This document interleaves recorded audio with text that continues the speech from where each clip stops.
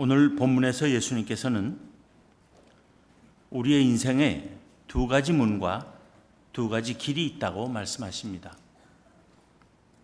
큰 문과 넓은 길이 있고 좁은 문과 협착한 길이 있다고 하십니다. 그런데 큰 문과 넓은 길은 찾는 사람들이 많지만 멸망으로 인도하고, 좁은 문과 협착한 길은 찾는 사람이 적지만 생명으로 인도한다고 하십니다. 그래서 좁은 문으로 들어가고 협착한 길을 가라고 가르치십니다. 예수님께서 문과 길에 관해서 하신 말씀은 우리가 생명으로 가느냐 멸망으로 가느냐 하는 문제에 관한 말씀이었습니다. 그렇다면 그것은 예수님 자신에 관한 말씀을 하신 것입니다. 왜냐하면 요한복음 10장 9절에 보면 예수님께서 말씀하시기를 내가 문이니 누구든지 나로 말미암아 들어가면 구원을 받고 또는 들어가며 나오며 꼴을 얻으리라 하셨고, 요한복음 14장 6절에서는 내가 곧 길이요 진리요 생명이니 나로 말미암지 않고는 아버지께로 올 자가 없느니라 하셨기 때문입니다. 생명으로 인도하는 그 문과 길은 곧 예수 그리스도이십니다. 예수님은 좁은 문이십니다. 왜냐하면 생명으로 인도하는 문은 좁다고 주님께서 말씀하셨기 때문입니다. 예수님께서 당신 자신을 좁은 문이라 하시며 좁은 문으로 들어가라 하신 말씀은 곧 당신께로 오라는 말씀이 되는 것입니다. 당신만이 구원의 문이며 당신만이 생명의 길이라는 말씀입니다. 좁다, 협착하다 하는 말은 고난과 어려움과 불편함을 가리키는 것입니다. 예수님이라는 문으로 들어가고 그와 함께 길을 간다는 것은 그의 제자가 되는 것입니다. 좁은 문이신 예수님의 제자가 되는 것은 어렵고 고난과 불편이 따르는 삶을 사는 일이라는 것입니다. 예수님 자신이 이미 단단히 일러 주셨습니다. 누구든지 나를 따라오려거든 자기를 부인하고 자기 십자가를 지고 나를 따를 것이니라. 예수 그리스도의 제자로 부르심을 받는 것은 어려운 일이 아닙니다. 하나님께서 택하시고 부르시면 되기 때문입니다. 어차피 우리가 할 수 있는 일이 아니라면 어려울 것도 힘들 것도 없습니다. 우리 가운데 그 누구도 시험 쳐서 많은 경쟁자들을 물리치고 예수님의 제자가 된 사람 없습니다. 모든 사람은 무자격, 무시험으로 주님의 제자들이 된 것입니다. 그저 전적인 하나님의 은혜로 된 것이라는 말입니다. 그런데 제자가 되기는 쉬워도 제자로 살아가기는 쉽지 않습니다. 자기를 부인해야 하고 자기의 십자가를 져야만 하기 때문입니다. 예수 그리스도라는 하나님 나라의 문은 낙타에 비해 볼 때 바늘귀만큼이나 좁은 문입니다. 그 문으로 들어가려면 모든 것을 내려놓아야 합니다. 이것저것 다 짊어지고는 들어갈 수 없습니다. 자기를 비워야 합니다. 온갖 욕망과 탐심을 다 버려야 합니다. 예수님 말씀대로 자기를 온전히 부인해야 합니다. 예수님께서는 줄곧 그것을 가르치셨습니다. 심령이 가난한 사람, 애통하는 사람, 의에 줄이고 목마른 사람, 의를 위하여 박해를 받는 사람, 주님 때문에 욕을 먹고 온갖 악한 말을 듣는 사람이 복이 있다 하셨습니다. 이것은 다 자기를 부인하며 십자가를 지고 좁은 문으로 들어가 협착한 길을 가는 것입니다. 그러나 그런 이에게 천국이 약속되어 있고 위로가 주어질 것이며 긍휼히 여김이 있을 것이고 하나님을 봄과 하나님의 아들이라 일컬음이 있을 것이며 하늘에서 큰 복과 상이 있을 것이라고 주님께서는 또한 말씀하셨습니다. 큰 문과 넓은 길로 가는 것이 좋아 보입니다. 그런 문과 길로 가는 것이 화려하고 편안하고 빨라 보입니다. 매력이 있습니다. 그래서 많은 사람들이 그리로 몰려듭니다. 그러나 그 문과 길은 구원과 생명을 주시는 예수 그리스도와는 아무 상관이 없습니다. 멸망에 이르는 문이요 길일 뿐입니다. 그런데도 사람들이 현혹되거나 시험에 듭니다. 시편 73편의 기자가 그런 경험을 털어 놓았습니다. 그는 악한 자들이 고난도 없고 재앙도 당하지 않으며 원하는 것보다도 더 많은 것을 얻곤 하고 항상 평안하며 그들의 재물은 더욱 불어나기만 하는 것을 보았습니다. 그들 앞에는 항상 문이 크게 열려 있고 넓은 길이 펼쳐진 듯 했습니다. 그래서 시편 73편의 기자는 그런 자들을 보면서 실족할 뻔했습니다. 마음과 손을 깨끗하게 해봐야 헛되다는 생각이 든 것입니다. 깨끗하게 살려고 하는데 오히려 종일 재난을 당하며 날마다 징벌을 받는 기분만 들곤 했기 때문입니다. 그런데 시인은 어느 날 문득 그들의 종말이, 그 악인들의 종말이 어떤지를 깨닫게 되었습니다. 하나님께서 그들을 미끄러지게 하시고 파멸에 던지시사 그들이 놀랄 정도로 갑자기 황폐하여지며 전멸하는 것을 보았던 것입니다. 시편 1편의 저자도 큰 문과 넓은 길로 다니는 많은 사람과 좁은 문과 협착한 길로 다니는 적은 사람들을 잘 비교 관찰하고는 한편의 아름다운 시를 썼습니다. 그가 노래한 대로 악인들의 꾀를 따르고 죄인들의 길에 서며 오만한 자들의 자리에 앉는 것은 큰 문으로 들어가서 넓은 길을 가는 사람들입니다.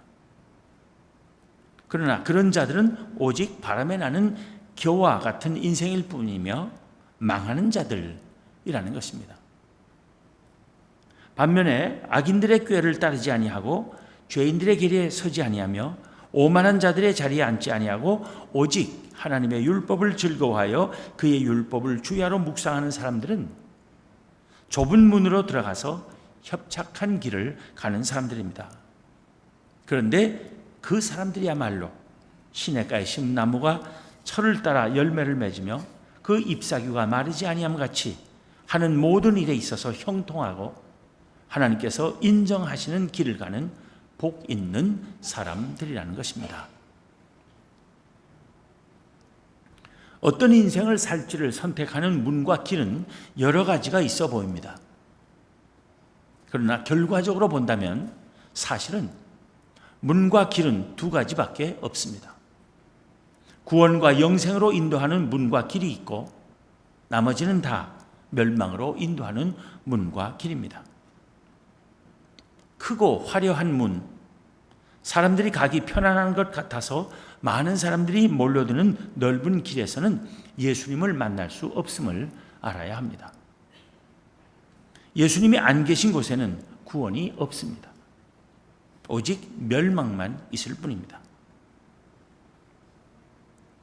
들어가기 힘든 그 좁은 문, 사람들이 별로 찾지 않는 그 협착한 길에 바로 예수님은 계십니다. 거기에 구원이 있고 생명이 있는 것입니다. 좁은 문으로 들어가면 편안하지도 않고 부대끼는 일도 많으며 늘 양보를 해야 하고 그래서 인내가 필요하듯이 영원한 생명에 이르는 삶은 그리 쉽고 편하지 않으며 많은 희생과 절제를 요구하는 삶이라고 예수님께서는 분명히 가르쳐 주셨습니다. 그래도 보다 넓고 쉬운 길을 택하겠다고 포기하지 않고 끝까지 열심히 힘써야 할 삶은 그러한 삶이라는 것입니다. 예수 믿으면 만사가 갑자기 편해지는 것 아닙니다. 예수 제대로 믿으려면 오히려 평소의 삶이 불편해지고 자유롭지 못하며 눈치 봐야 할 일도 많고 손해도 많으며 훨씬 더 피곤해질 수도 있습니다. 그래서 예수 믿기가 뭐 이렇게 힘드냐? 나 안 할래. 그냥 이대로 살다 죽을래. 하며 포기하려는 사람들이 얼마든지 있을 수 있습니다. 그러나 그러지 말라는 것입니다. 예수를 믿을 수 있게 된다는 것은 사람 마음대로 되는 것이 아니고 오직 하나님께서 한량없는 은혜로 택하여 주셨기에 되는 일이기 때문입니다. 그것은 하나님의 자녀가 되고 하나님과 더불어 영원히 복된 삶을 누리는 특권을 받은 것이기 때문입니다. 영원히 하나님과 함께 살 자녀라면 이 세상에서부터 하나님의 자녀답게 살 것을 요구하시는 것인데 그것이 귀찮다고 피곤하다고 신나게 놀 수 없다고 영원히 복된 하나님 나라에서의 삶을 포기하는 것은 어리석은 일이라는 것입니다. 하나님의 은혜로 하나님의 자녀로 택하심을 받아 구원받고 하나님 나라의 삶을 살도록 부르심을 받은 이들은 좁은 문으로 들어오라 하시는 주님의 부르심을 외면해서는 안 됩니다. 그 부르심에 주저하거나 지체하지도 말고 즉각적이고 흔쾌히 응답해야 할 것입니다. 그것이 부르심의 은혜를 입은 이들의 후회하지 않을 삶입니다. 오늘 본문과 같은 말씀을 전하는 누가복음 13장 24절부터 28절에서는 좁은 문으로 들어가기를 힘쓰는 삶의로의 부르심에 응답하지 않는 자들에 대한 예수님의 경고를 들을 수 있습니다.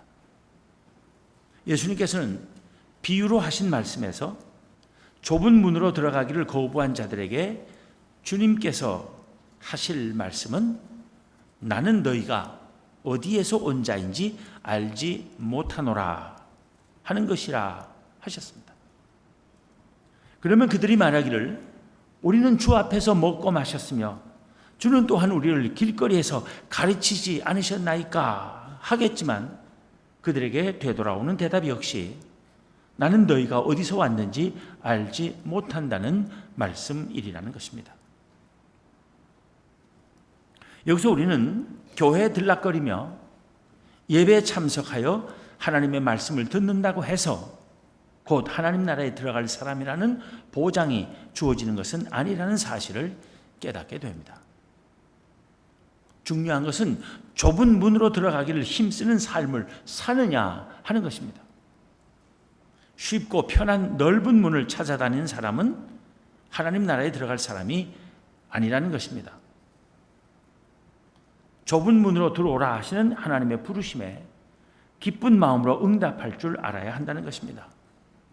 그것이 구원으로 택하심을 받은 참 하나님의 백성의 표지라는 것입니다. 하나님의 말씀을 배우기는 하면서도 그대로 행하기를 싫어하는 자들은 한마디로 말해서 악행하는 자들, 행악하는 자들이라고 예수님께서 분명히 말씀하셨습니다. 그리고 주님께서는 그들에게 나를 떠나가라 하리라 하셨습니다.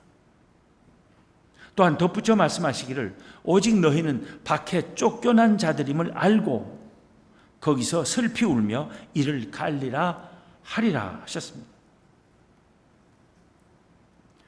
좁은 문으로 들어가기를 원치 않는 사람은 밖에 쫓겨난 자들임을 알라 하신 것입니다. 주님께서는 오늘 우리에게도 좁은 문으로 들어가기를 힘쓰라고 말씀하십니다. 영생으로 인도하는 문은 좁은 문이기 때문입니다.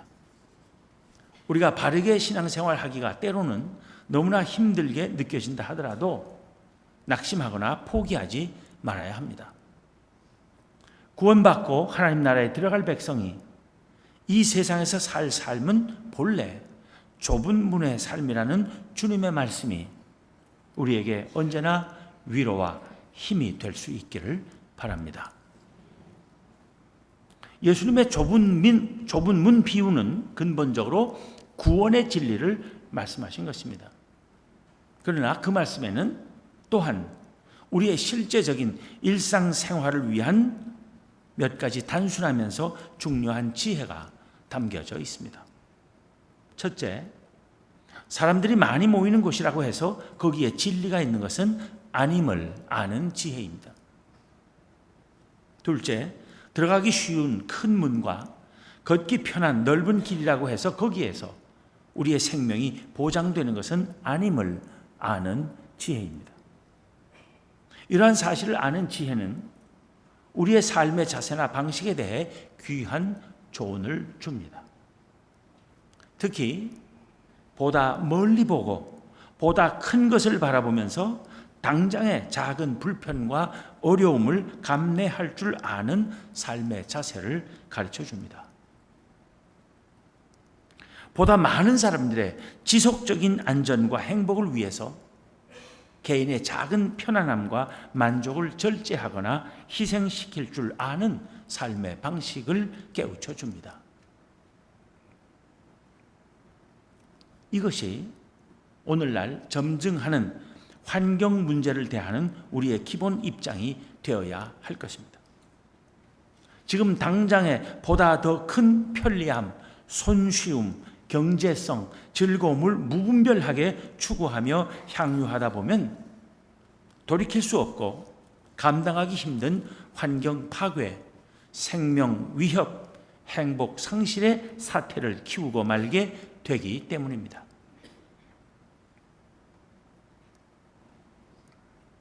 아무 걱정 없이 물이나 전기를 펑펑 쓸 수만 있다면 얼마나 좋겠습니까?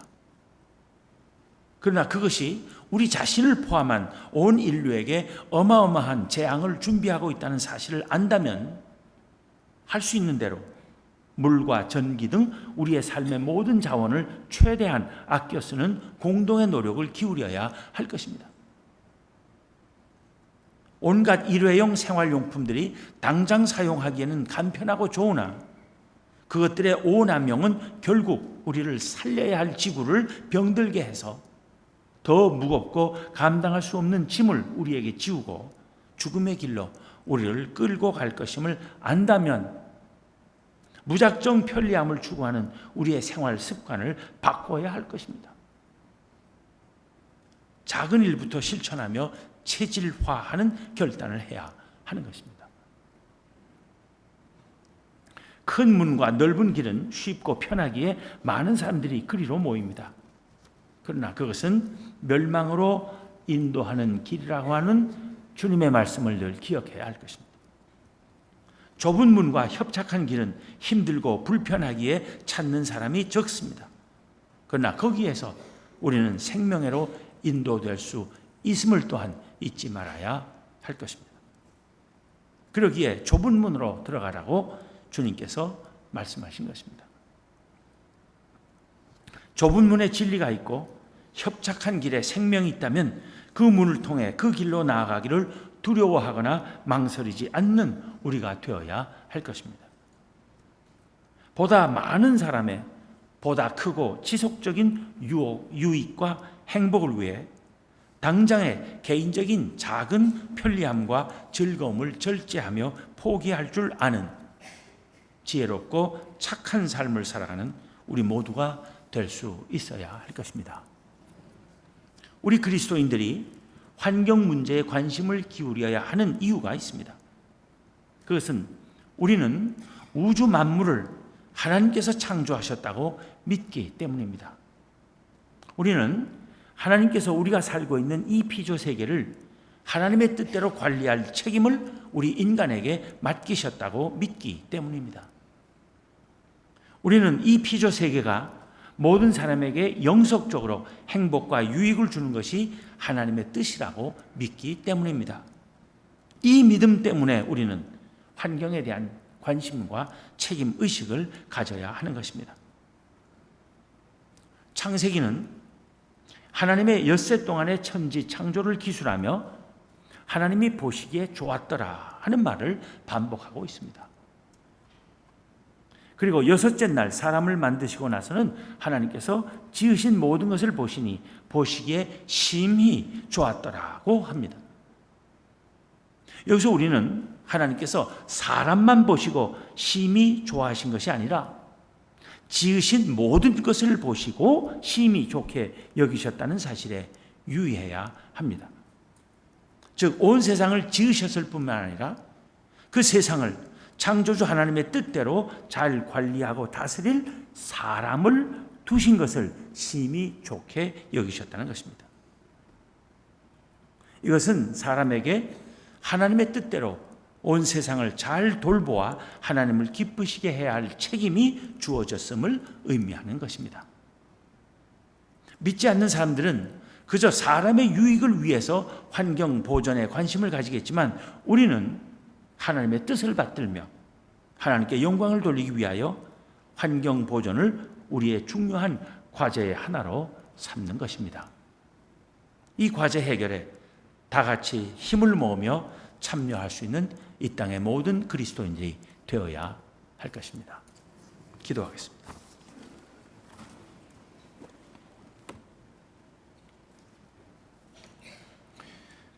하나님 감사합니다.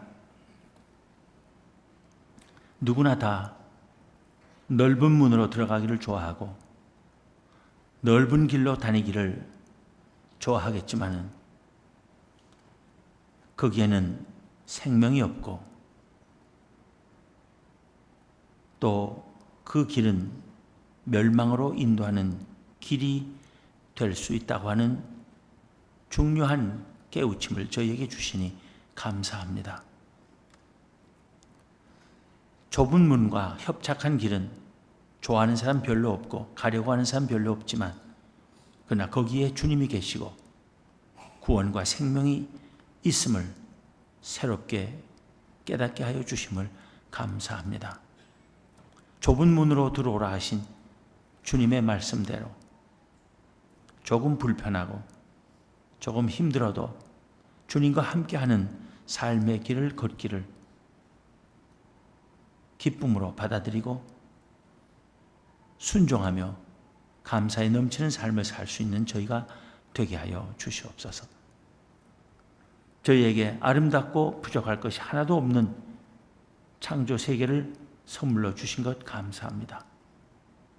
그런데 인간들이 악하고 이기적이어서 모든 사람을 위하여 영속적인 유익과 행복보다 일시적이고 개인적인 이익을 위하여 창조 세계를 오염시키고 파괴하며 또 망가뜨려 왔습니다. 그래서 이제는 그 하나님의 창조 세계가 사람들을 향하여 적대적이고 또 위협적인 존재로 돌변하기에 이르렀습니다. 이때 하나님의 창조 세계와 화해하고 사람들 사이에 화목을 이루며 하나님과 화평할 수 있는 길이 예수 그리스도 안에 주어져 있음을 분명히 깨닫는 저희가 되게 하여 주시옵소서. 주님의 말씀에 순종하며 삶으로써 이 세상에서의 삶이 영원한 하늘나라에서의 삶을 바르게 준비하는 삶이 되게 하여 주시옵소서.